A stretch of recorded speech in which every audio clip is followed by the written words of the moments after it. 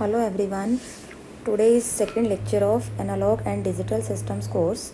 As in previous lecture we discussed about biasing introduction and its requirement for bipolar junction transistor. But in this lecture we will cover designing of different types of transistor biasing circuit. There are four types of biasing circuit. First one is fixed bias circuit. Second one collector to base bias circuit. Third one is emitter stabilized bias circuit. Last one is voltage divider bias circuit. Now while designing these biasing circuit, we must take care of transistor saturation, or we can say once transistor goes into the saturation, it will not amplify the signal, or we can say we would get output amplified signal distorted. To avoid this situation, we have to maintain collector current due to input bias battery must be less than saturated value of collector current. Now question is, how do we get the value of saturated collector current?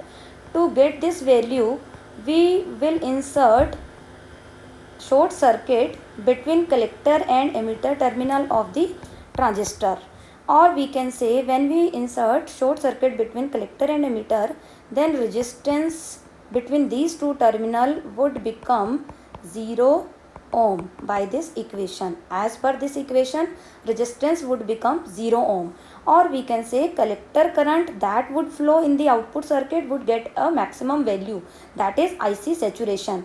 In this way we can compute saturated value of collector current, or we have to maintain this condition, otherwise transistor will go into the saturation region or we will not get linear amplification. Now come to fixed bias circuit. Circuit for this fixed bias is, in this circuit VCC is a DC bias source, RB is base resistor, RC is collector resistor, or IB is base current flow through the RB resistor, IC is a collector current which would flow in the output circuit, or we can say it will flow through the resistor RC. For the analysis of this bias circuit, or we can say to get operating point values, we have to analyze this circuit. For the analysis, apply KVL to the input as well as to the output circuit. Input circuit is this. When we apply KVL to the input circuit, we would get VCC minus IB RB minus VBE is equal to 0, or IB is equal to VCC minus VBE divided by RB.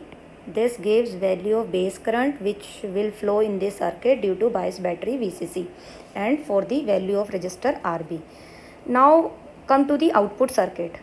Output circuit is this. In this output circuit we can calculate value of IC by using this relation. As we already got the value of IB, we can use this relation to get the value of collector current that would flow in the output circuit.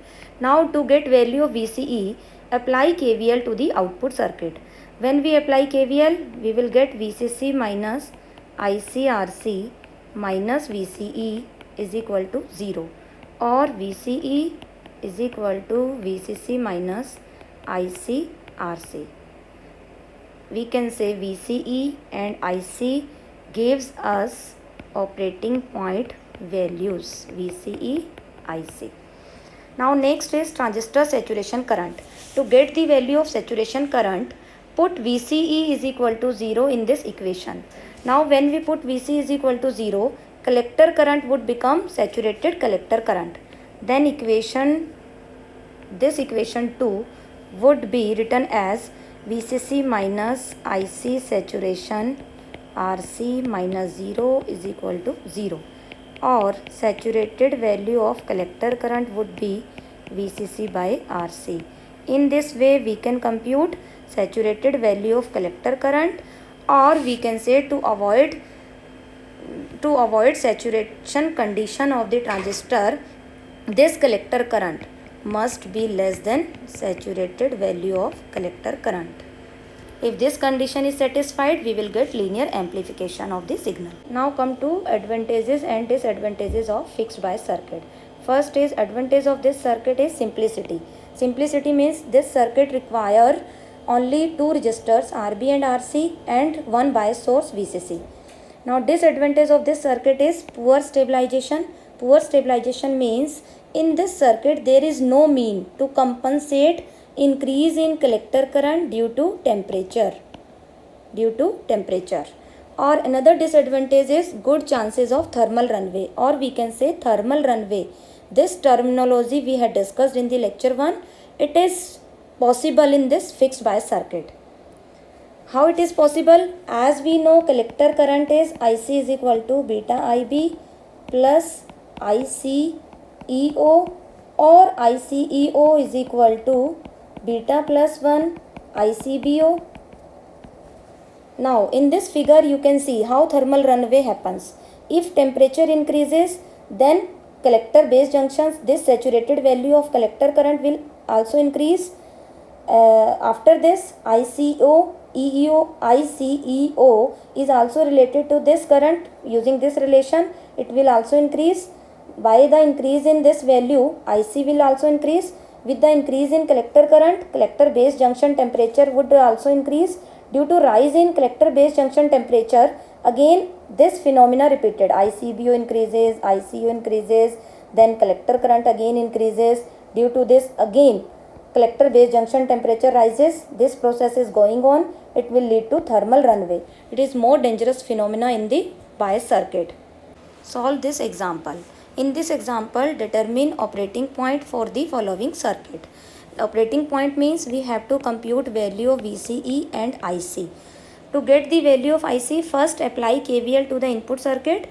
When we apply KVL to the input circuit, we will get VCC minus IB RB minus IB is the current flow through this resistor RB minus VBE is equal to 0, or IB will be VCC minus VBE over RB. Neglect the value of VBE as it is very less as compared to VCC. Then we would get VCC by RB. By putting the value of VCC by RB, we will get value of IB 30 microampere. Then compute IC is equal to beta IB. We will get beta is 50, IB is 30 microampere. By putting this, we will get IC is equal to 1.5 milliampere. Now find the value of VCE. To get the value of VCE, apply KVL to the output circuit. When we apply KVL to the output circuit, we would get VC is equal to VCC minus ICRC. By putting the value of IC, VCC, RC, we will get VCE is equal to 6 volt. It means 6 volt and 1.5 milliampere is the operating point values. Second one is collector to base bias circuit. Circuit for this biasing is this. In this circuit, VCC is a DC bias source, RC is collector resistor, RB is base resistor which is connected between collector and base terminal. Or we can say if this circuit is to be used in the amplifier circuit, this base resistor can provide AC feedback also. Now to get the operating point, we have to analyze this circuit. For the analysis, apply KVL to the input as well as to the output circuit. Now apply KVL to the input circuit. Input circuit is this. When we apply KVL to the input, we will get VCC minus IC plus IB as this amount of current flow through the resistor RC minus IB RB minus VBE is equal to 0. Or from this expression, we can compute IB is equal to, by putting the value of IC is equal to beta IB, VCC minus VBE divided by RB plus beta plus 1 RC. In this way, we can compute value of base current. Now come to the output circuit. In the output circuit, we can compute value of collector current by using this expression. IC is equal to beta IB. Now apply KVL to the output circuit. When we apply KVL to the output circuit, we will get VCC minus IC plus IB into RC minus VCE is equal to 0. Neglect IB in comparison to IC as it has very less value as compared to collector current. Then we would get VCE is equal to VCC minus IC RC. This expression gives the value of collector emitter voltage. Now come to the transistor saturation current. Transistor saturation current means insert short circuit between collector and emitter, or we can say VCE would be 0. Put VCE is equal to 0 in this expression. When we put VC is equal to 0, then we will get IC saturated will be VCC by RC. For this particular type of circuit, saturated value of collector current would be this. Or for designing this circuit, we must also keep in mind this value of collector current would be less than saturated value of collector current, this saturated value. Now come to advantages and disadvantages of this bias circuit. First one is advantage.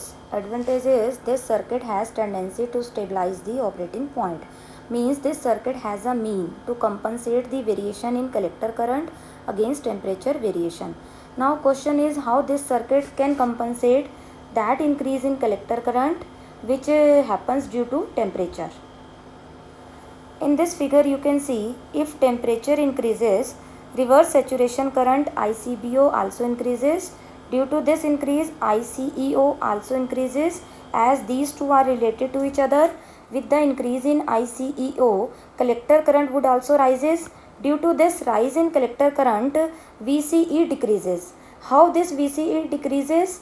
As in the analysis of this particular bias circuit, we found IB is equal to VCC minus ICRC minus VBE divided by RC plus RB, or we can say this is VCE. IB would be VCE minus VBE divided by RC plus RB, that is IB. Or if IC increases, this factor would also decrease, or we can say VCE decreases. Due to decrease in VCE, IB would also decrease as per this equation. Due to the decrease in IB, then collector current would also decrease, or we can say the collector current which was increases by the temperature would be compensated, would be decreased to that level as per this expression.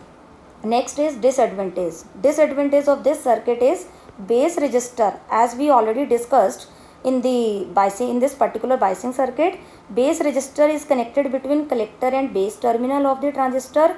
It can provide AC feedback. If this particular type of circuit is to be used in an amplifier circuit, due to that AC feedback, voltage gain of the amplifier can decrease. This is the disadvantage of this bias circuit. Now next is example. Solve this example. Determine the value of emitter current and collector emitter voltage for the given bias circuit. For in this example, these values are given. Now find the value of emitter current. To find the value of emitter current, first find value of base current.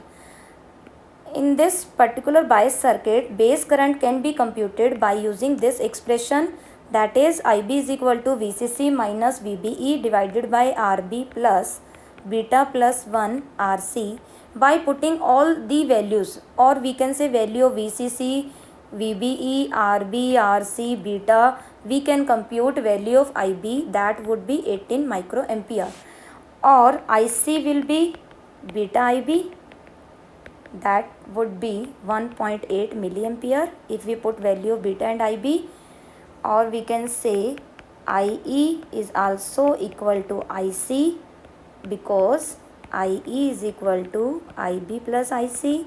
We can neglect IB in comparison to IC here, so it means IE would be 1.8 milliampere. Now compute collector emitter voltage. Collector emitter voltage, as we know, VCE is equal to VCC minus ICRC, that when we put all the values of VCC, IC, RC, then we would get VC is equal to 9.1 volt. These are the references which I used to make video lecture of this particular topic. First one is Bolistad, second one is N.N. Bhargava. Even for more details, you can also refer these books. Thank you.